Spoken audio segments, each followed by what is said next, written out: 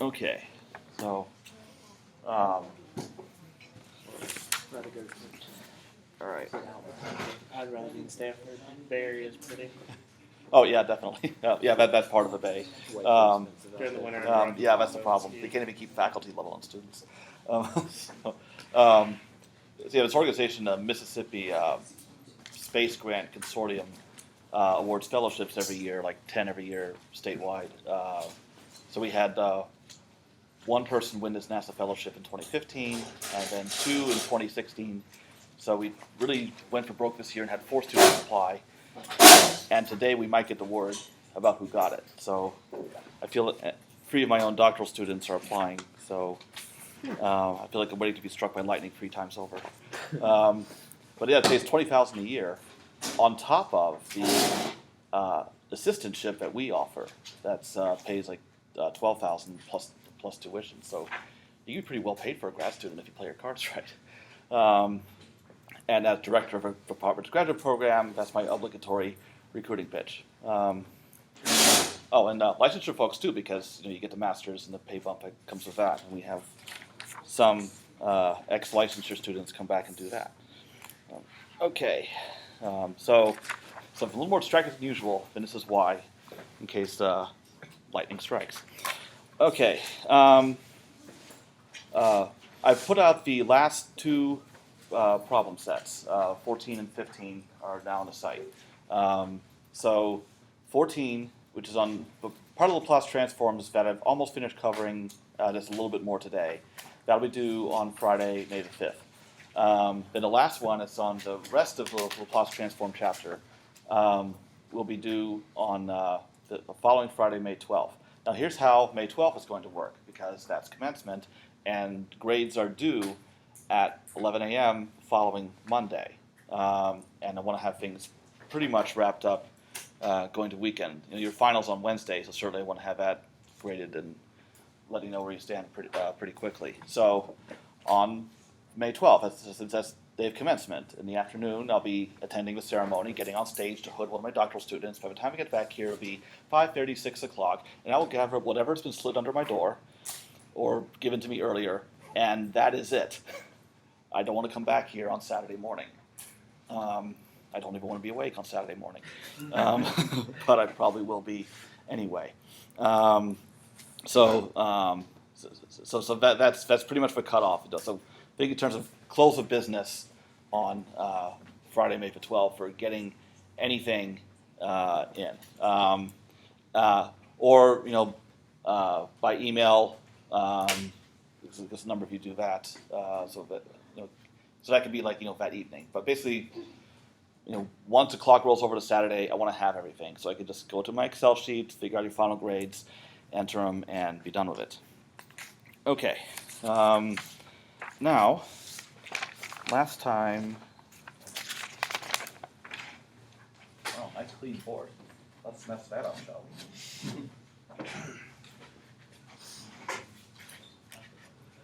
We were looking at a non-homogeneous initial value problem.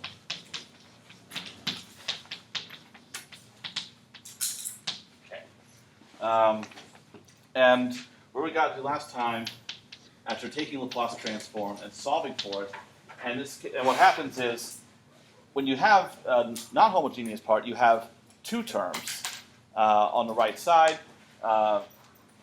And then you combine them, put everything over a common denominator, and that leaves us with this.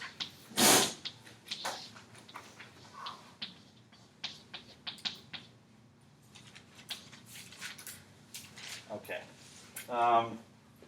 So partial fractions calls for expressing this in the form constant over s minus 2 plus another constant over s minus 1 plus a third constant over s minus 1 squared. Don't forget the squared. Now I won't step through the entire partial fractions process. We've seen that a couple of times. That's the Cal 2 thing.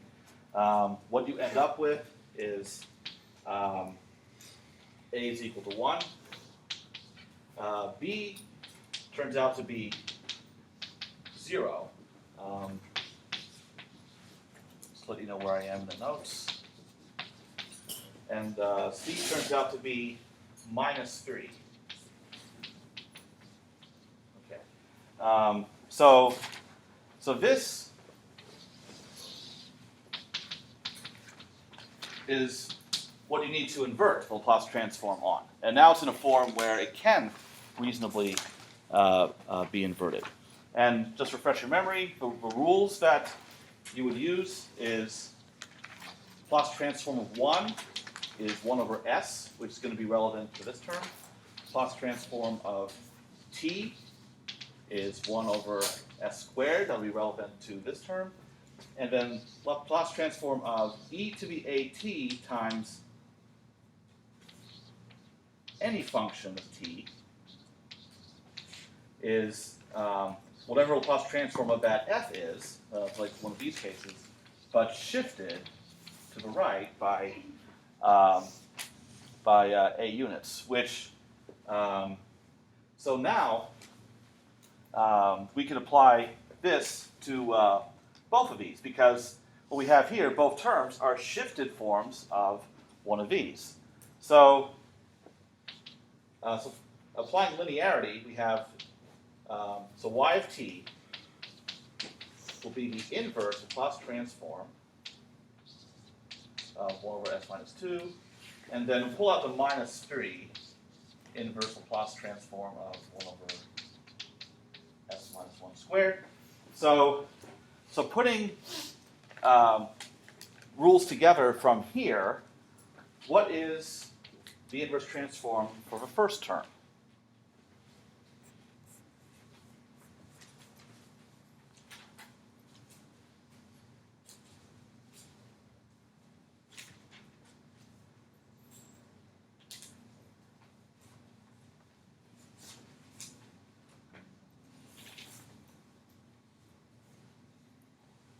So this is a shifted version of what?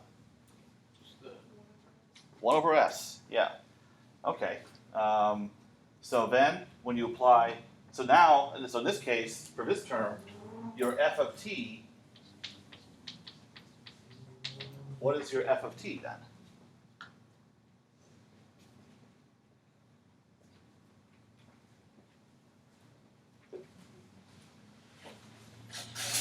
I just said this is a shifted version of 1 over s.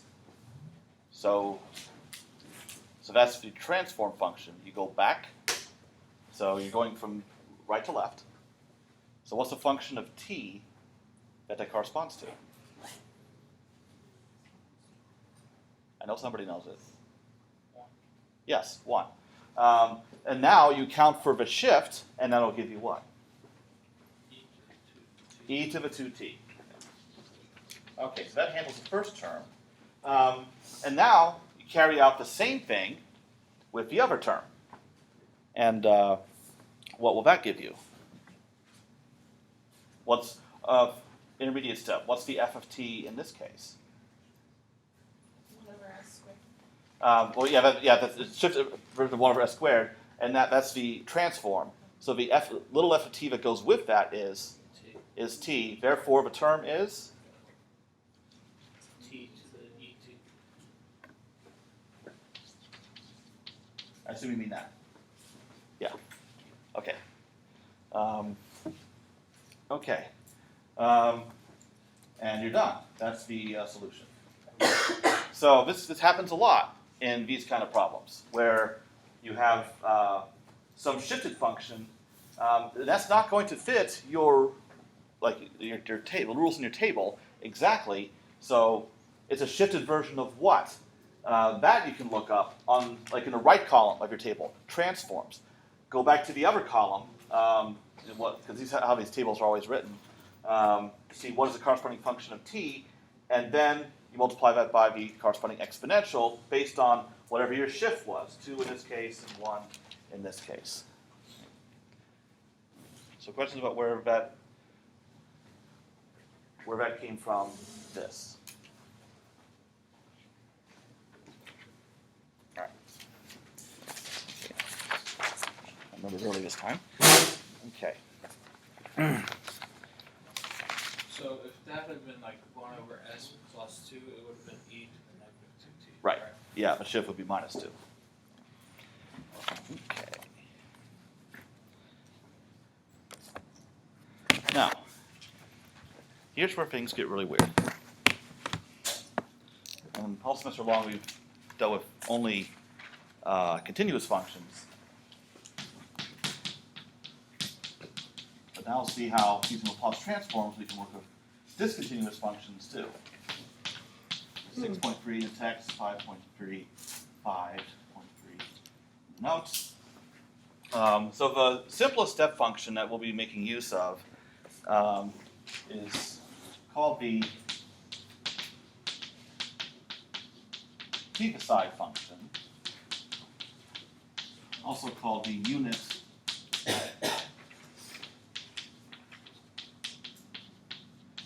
unit step function.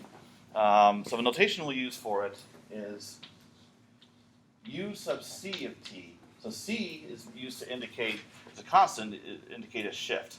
So it's equal to 0 when t is less than c, and then 1 after that. So it just has a graph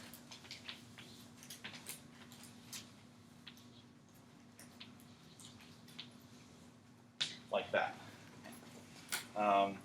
Now, in other classes, you've had piecewise defined functions. They're quite annoying, actually. Like, for instance, is this function continuous, or what would make it continuous? We have functions defined, one formula for a certain x and another formula for different x, and so on.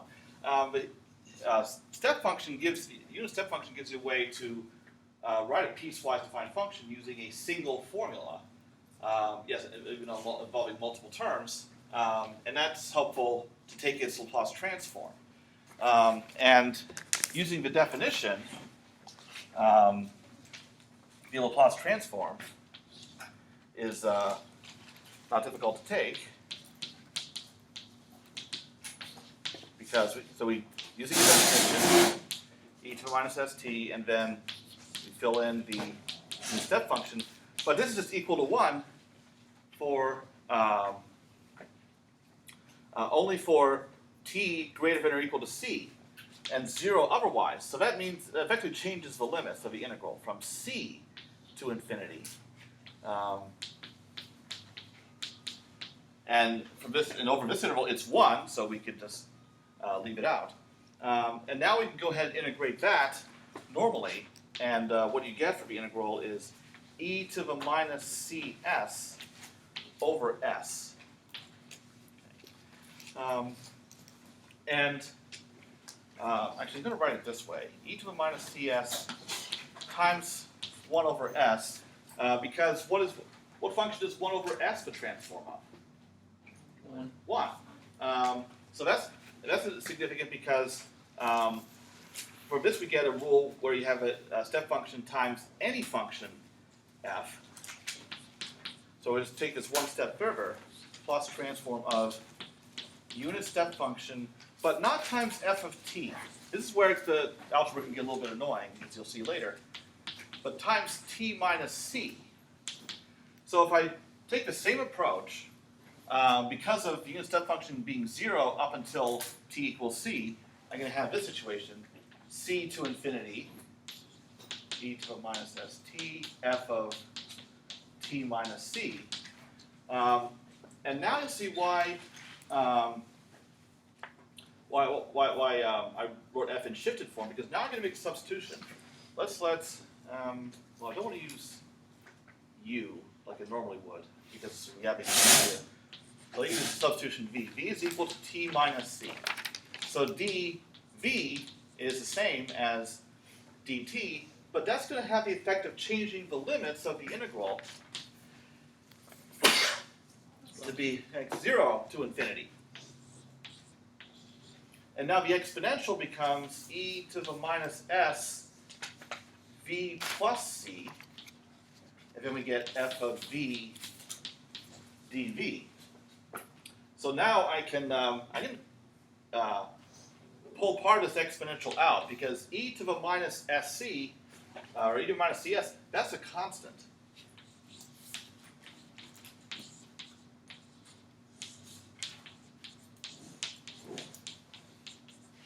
And what's left in the integral, that's the very definition of Laplace transform. Normally it's written in terms of dt, but it's just dv. Otherwise, it's exactly the same. So this is e to the minus cs f hat of s. So this is a rule you need to know for working with step functions. But the Laplace transform of a step function times the number function that's shifted is the same as just taking the transform of f and multiplying that by e to the minus cs. Okay, so we're making frequent use of that.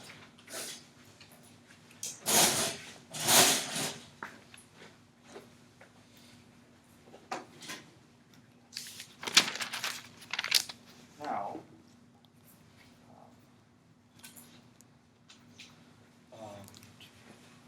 so why do we have this? Because, well, for more math problems to torture you guys with, obviously. But besides that,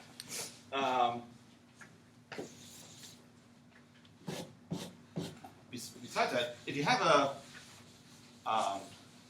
non-homogeneous differential equation where the right-hand side, the g of t, is discontinuous, and that can happen if it's supposed to represent an external force, like in a spring problem, and that force changes over time. There's one kind of force applied up to a certain time, and then it changes to something else entirely. So you have a piecewise definition, or maybe there's no force for stretch, and then it comes into play.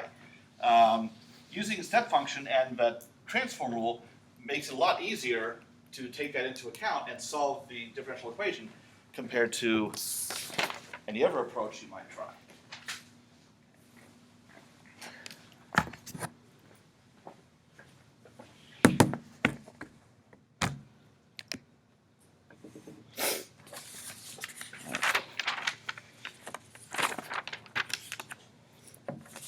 So first thing we need to do is, given such a function, like that kind of g of t that's piecewise defined, we need to be able to write it in terms of step functions. Once we've done that, then we can use that rule to transform it without too much trouble.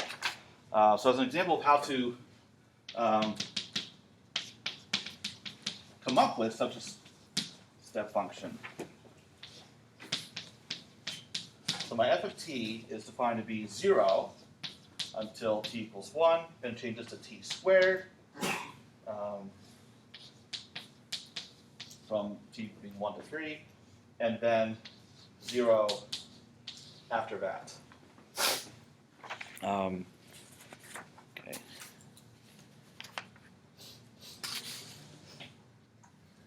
All right. Now, the way I like to think about this, and I'm hoping this will be helpful for you too, is think of it as turning a certain function on and then turning it off. If you think in terms of both parts of it, it'll make it a lot easier to come up with a formula for this in terms of step functions. So, so turning a function on at a certain time it consists of multiplying by a unit step function at that time. And then turning the function off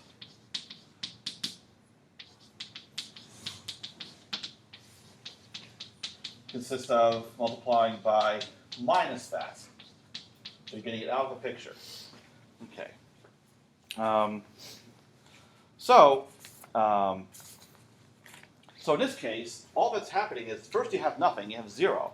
So at t equals 1, I would recommend like making a little chart like this. You turn on t squared, and then at t equals 3, you turn it off. Now, that's all that's going on for this function, but every example is I'll show you number 1 where there's a little more going on in that. So what term does that lead to? That leads to u1 of t, because that's a step function that is 0, and then at t equals 1, it jumps up to 1 and stays there. So that times t squared. And then to turn it off, you have minus u3 of t times t squared. So once you have these terms for all the functions you turn on and off from one piece to the next, you just add them up. So I can express it this way: u1 of t, t squared, minus u3 of t, t squared. And there's your formula.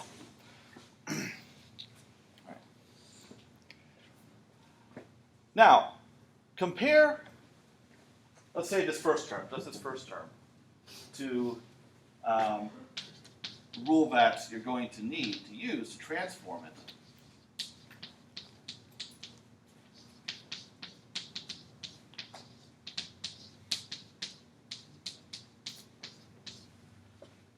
So if we just look at this, ignore the rest, how come we're not ready to use this rule on this? What's wrong with this? Why doesn't it fit?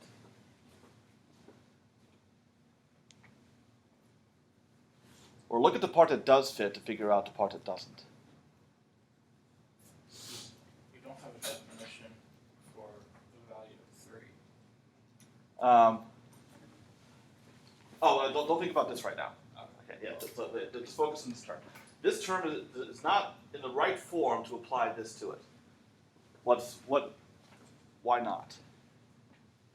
Need the f of t minus c. Yeah, because if you look at these pieces right here, you can say, oh, c has to be 1.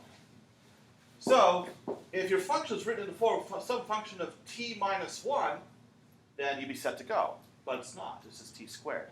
So this is where the annoying algebra comes in. You have to rewrite t squared as some function of t minus 1 for this term. And then when you move on to this term, same idea, but you have to multiply, express it as a function of t minus 3. Now, the easiest way to do that is add subtract trig. So write it as t minus 1 plus 1, I'll put this in parentheses, squared. And now you can go ahead and expand that in such a way as you keep the t minus 1 as a unit. So you keep it together. So that would be t minus 1 squared plus 2 t minus 1 plus 1. And similarly for the other term, you can use t minus 3 plus 3 squared. So that would give you t minus 3 squared plus 6 t minus 3 plus 9. So now the number of terms grows because now you have to apply the this rule to each one of these.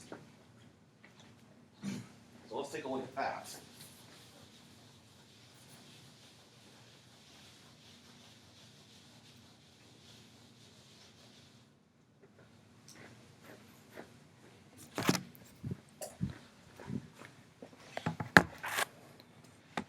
So the way you have it written, is it supposed to be t is greater than 3 with no equal?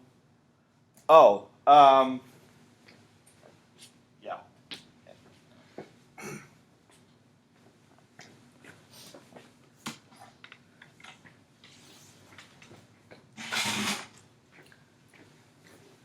Okay, so now the Laplace transform of, let's again just focus on this term.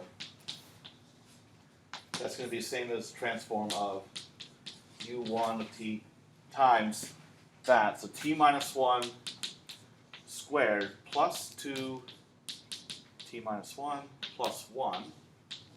But by linearity,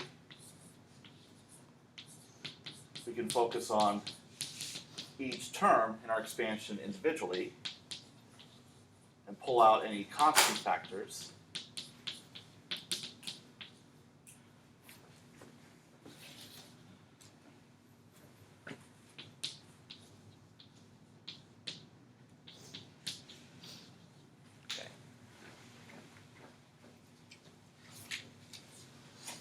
Okay.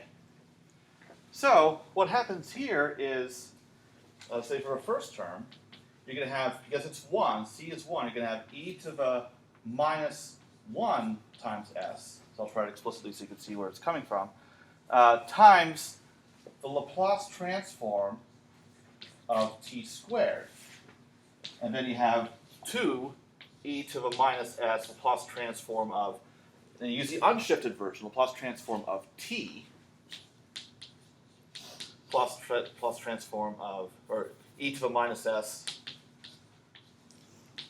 Laplace transform of 1. So, can you finish it off?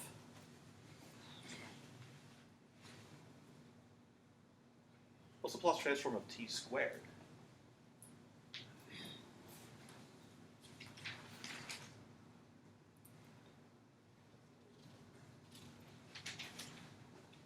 Well, let's go from right to left. What's this one? We've seen it. What? 1 over s. Yeah, 1 over s. All right. Next one. 1 Uh-huh. over s squared. And finally, 1 over s cubed. almost. It's whatever the power of t is, it's that factorial. So, Oh, so it's still s squared. yeah, so 2 over s cubed. Okay. And there's your transform.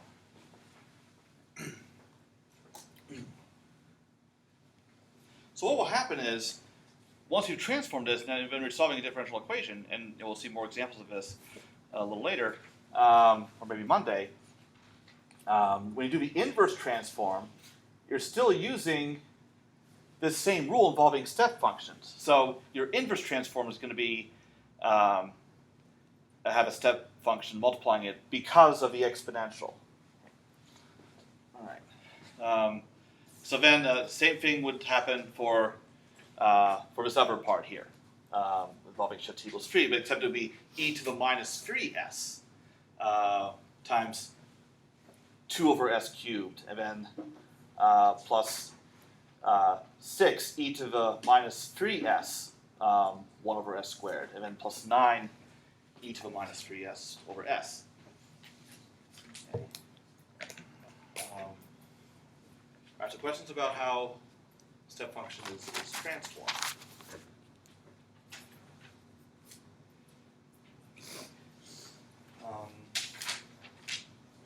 Let's look at another where it's necessary to come up with the formula for a piecewise function in terms of step functions.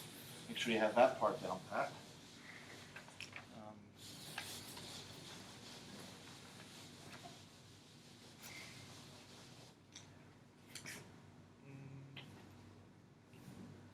Okay.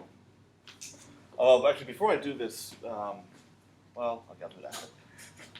Whoops.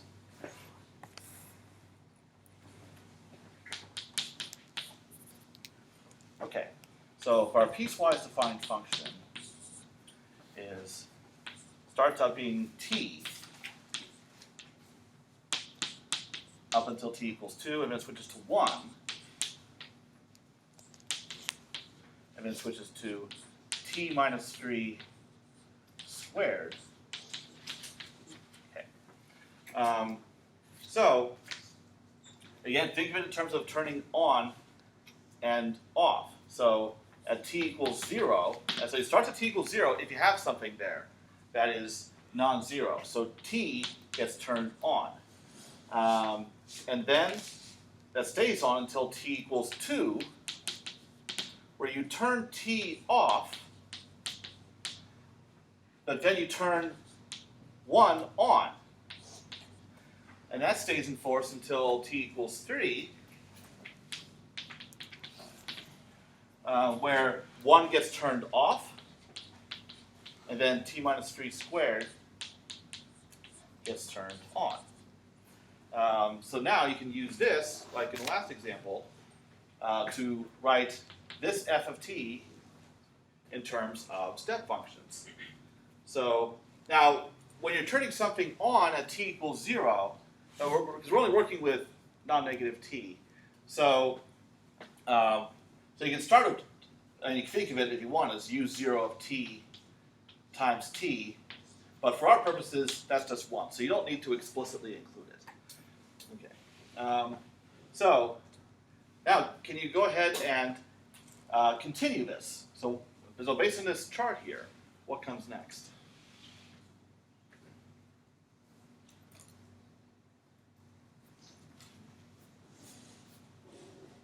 We're going to look at what was done over there. What it means to turn the function on versus off.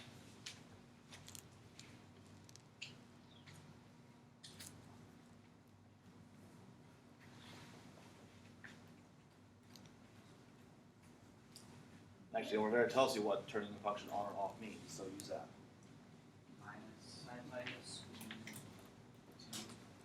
Minus u2 times t. So t is turned on at t equals 0, now it's turned off at t equals 2. So now we have nothing. So then, what do we do next?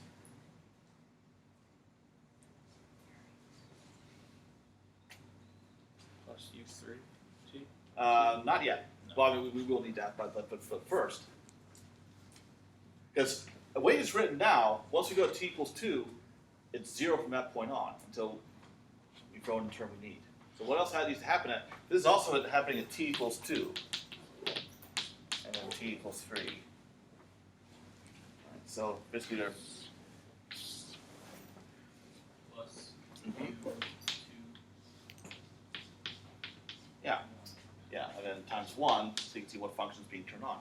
Okay, now, can you finish it off? Minus C3 Mm-hmm. to 1. Yep.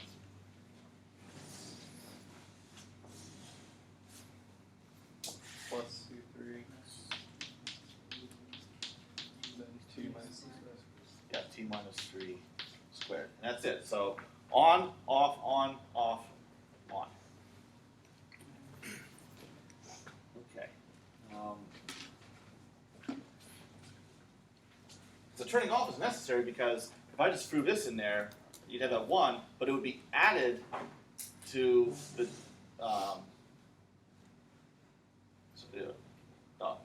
this is what trying to get my terms mixed up. You have this at t equals 3, for instance, by turning it on, but if you didn't turn this off, that 1 would still be there, so you'd actually have t minus 3 squared plus 1. That's why turning off is necessary to get rid of it and replace it with whatever function is supposed to be used here. Okay. Now, the nice thing about this example is there's no need to rewrite NAV functions involved because this is already of a form f of t minus c because c is 0 in this case. A constant function never needs to be shifted. And here, this is already written in the form f of t minus 3. So sometimes the problem gods smile on you and give it to you like that. I notice that fairly often in the textbook, actually. So any questions about how this formula was constructed? Okay. So,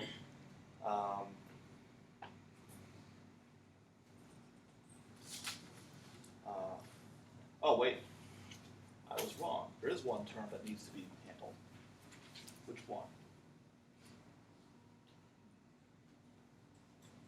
T. This one. Yeah. So you need to write this as t minus 2 plus 2. And then you can apply the rules to it. And the thing is, here we have a constant in the second term, and that can be combined with this one. So I can write this as t minus u2 of t, t minus 2, and then I have minus 2 plus 1. So I have minus u2 of t, minus u3 of t, plus u3 of t, t minus 3 squared. Okay. All right. So now you can go ahead and take the transform of this, plus u, Okay, so good practice with your rules. What's the transform for first term?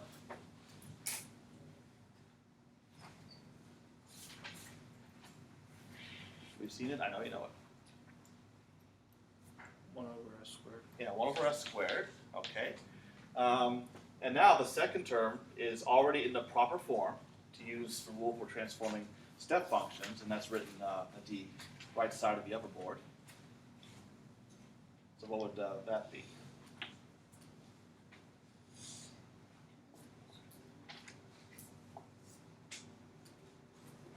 I'm sorry, what? I heard somebody say it.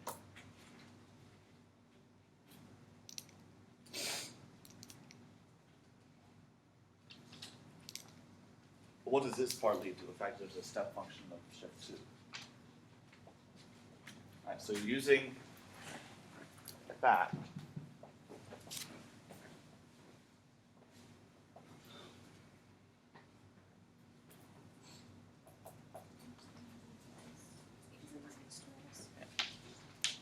Okay.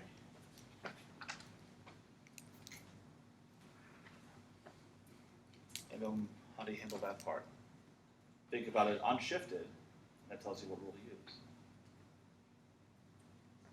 1 over s minus 2. S plus 2 squared. Well, no, you don't actually shift it because if you look at the right side of this rule, there's no shift here. So you see, that's why I said look at it unshifted. So whatever you have here, you undo the shift and enter f of t, and you take a transform of that, and that is what actually goes here. So that's why it's just going to be 1 over s squared. Because so what's happening here is f of t turns out to be t. Okay. The next term.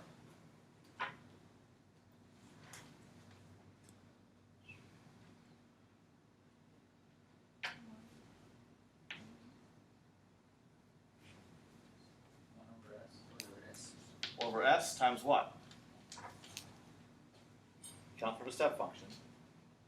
Yes, in this case, your f of t is 1, so that's why that is there. But what has to go in here? E to the negative s. No. Negative 2s. 2s, because it's 2. So whatever the subscript is of your unit step function, that's what goes in there. Don't forget the minus. Okay, and therefore similarly, what would the next term be? E to the negative 3s. Yeah. Over s. Uh-huh. And one term left.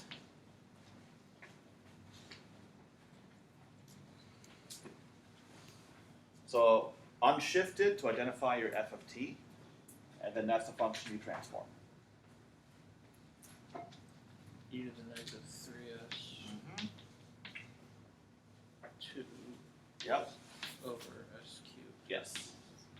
Okay. Everyone see that? What's the 2 over s cubed? That is because here we have t squared is our f of t, and a Laplace transform of t squared is 2 over s cubed, like from over here.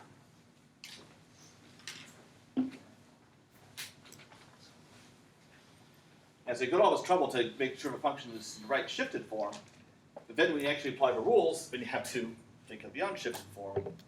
Use that, yes? How did the negative u2t become? How did that become negative? Oh, that comes from the question. That was up here because I needed, because here was plus, but then once I had to rewrite this in this form, I combined those terms, and that would then And it's negative because it's because this function is being turned off. oh right. Yeah. Actually, when I was doing this, I thought, why is that minus? Oh yeah, I did that. Okay. Other questions? Okay. Oh, dang, almost out of time. Okay, well, at least we're not behind. One other situation that did not come up in these examples, actually I'll just make up one more example, because this will definitely come up in certain problems. So then what I'll do on Monday is go through the process of, it's just going to be examples of solving differential equations with these kind of functions as the g of t on the right side. And yeah, those problems are a pain, but then you can say, well, at least it's not undetermined coefficients or variation of parameters. Okay, so let's suppose your f of t is equal to, well, let's just say, all right, so start at 0 for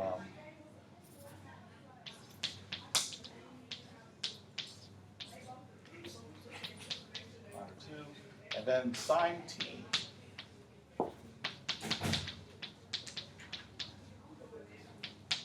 and then we'll switch to cosine t.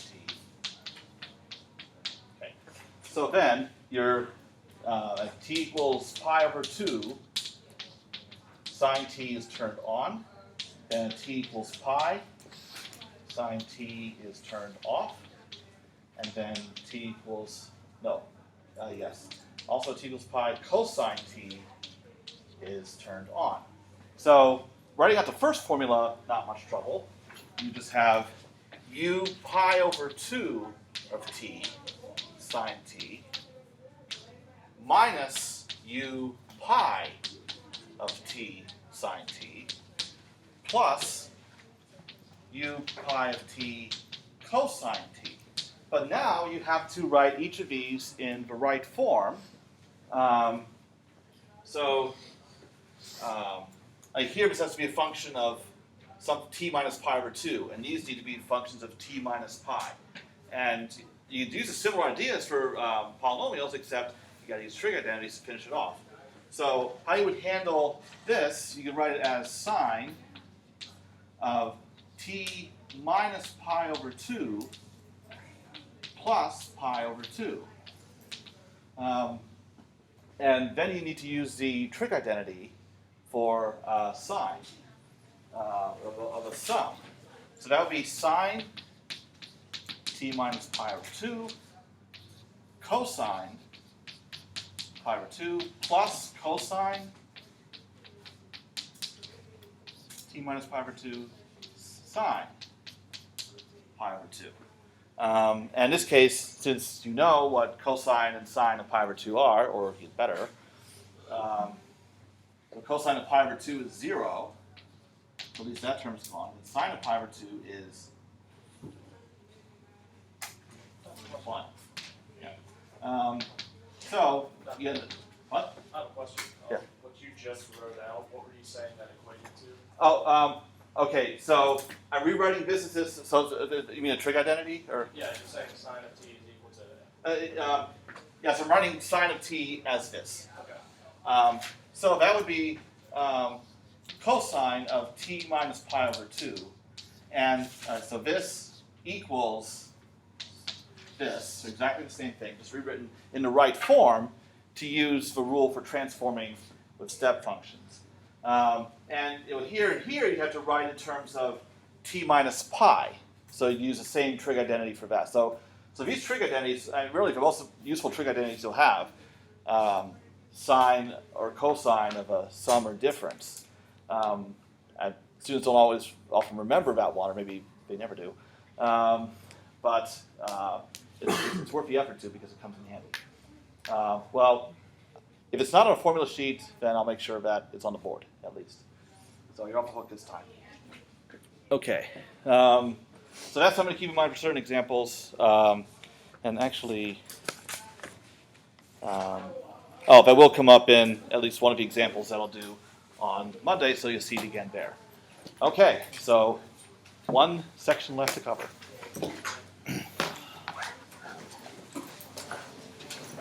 Oh, no word about the Dank Fellowship, so well.